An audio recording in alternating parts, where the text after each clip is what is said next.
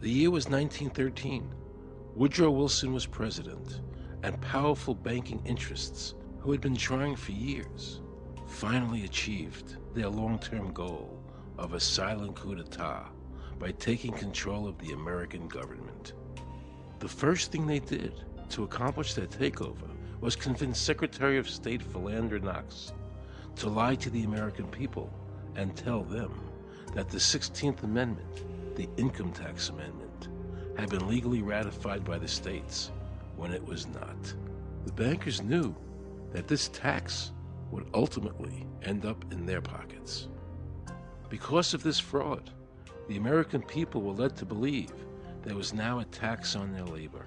Congress and the President are completely aware of this fraud, and it was even cited in a recent court case.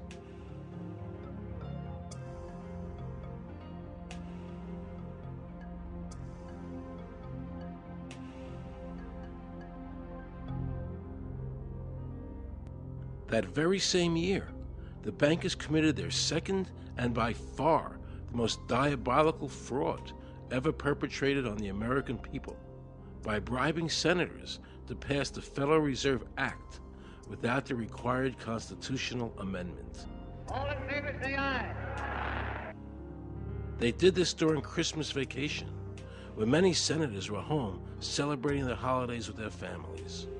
And that's how the unconstitutional Federal Reserve Act came into being. They were very clever, and they understood that whoever issued the money for America would control the government. The bankers won, and the American people lost, because most politicians will sell their soul for $1. And now the Federal Reserve could issue dollars legally. As Mayor Rothschild said, "Give me control of a nation's money supply, and I care not who makes its laws." He knew that he and the other bankers would now control the laws of the nation. Government gave these bankers one of its most important powers, and now had to borrow money from them and pay interest to finance the government.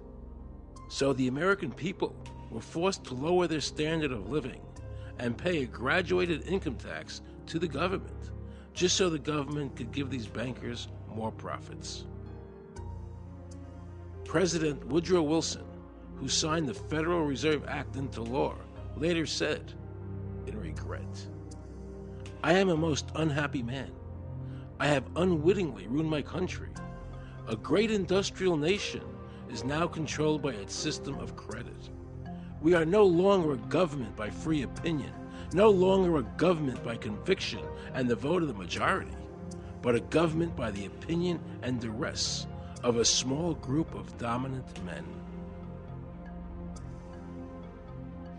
The Federal Reserve was created by Congress in 1913, and it was entrusted with the power granted originally to the Congress by the U.S. Constitution to coin money and regulate the value thereof.